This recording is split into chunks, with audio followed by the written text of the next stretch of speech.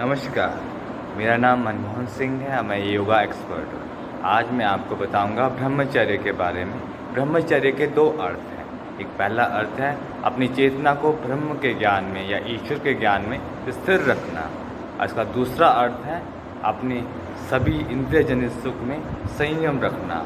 तो आइए हम इसके बारे में विस्तार से जानते हैं। शास्त्रों के अनुसार हमारे जीवन को 4 भागों में बांटा गया है।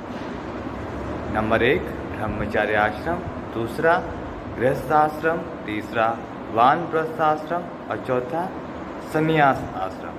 जो पहला आश्रम है ब्रह्मचर्य, जो 1 से लेकर 25 वर्ष तक होता है, और जो इसमें ब्रह्मचर्य का पालन करता है वह अपने जीवन में सफल होता है या अपने जीवन को अब सफल बना सकता है।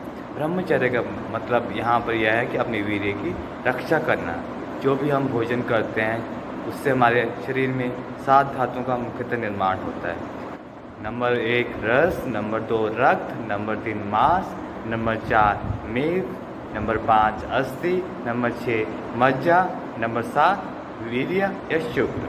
जिस प्रकार हम मेहनत करके धन को कमाते हैं, उसी प्रकार यह बहुत कीमती है, जिसकी रक्षा करना हमारा परम कर्तव्य है। ब्रह्मचर्य आश्रम में ये बहुत ज़रूरी है।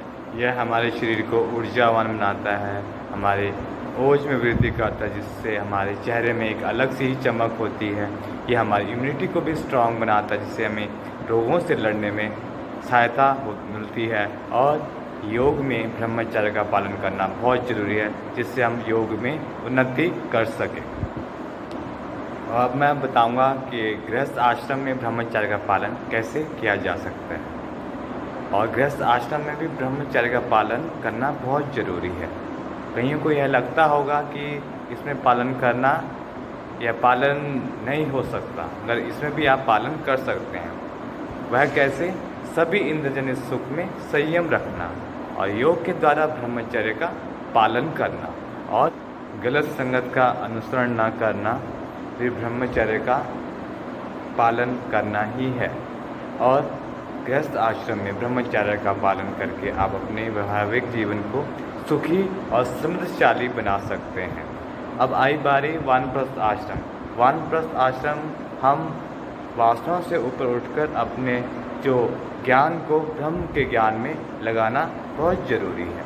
और इसमें योग हमारी सहायता कर सकता है। अगर आप योग करते हैं तो आप परमात्मा के ज्ञान को अच्छे से समझ सकते हैं और परमात्मा का ज्ञान आपके लिए सरल हो जाता है।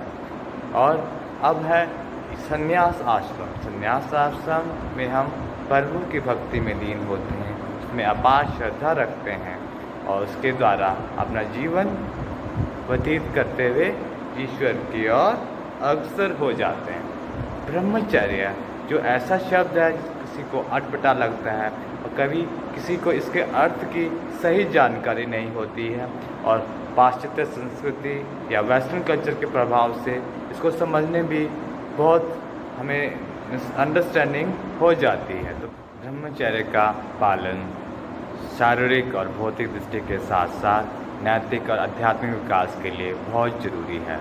और योग के द्वारा हम ब्रह्मचर्य का पालन कर सकते हैं और ब्रह्मचर्य का पालन करके हम ईश्वर के ज्ञान को समझ सकते हैं। जो योग करते हैं उनको ईश्वर का ज्ञान और ब्रह्म ज्ञान को समझने में सरलता होती है।